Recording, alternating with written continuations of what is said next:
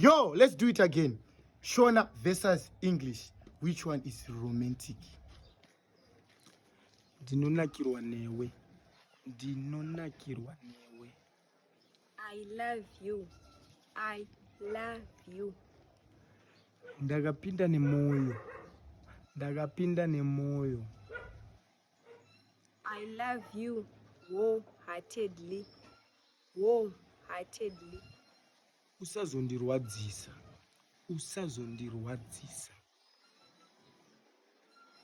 Don't play with my heart. Don't play with my heart. Ndokudisisa. I love you so much. I love you so much. Usandisiye ndapota. Please don't leave me. Please.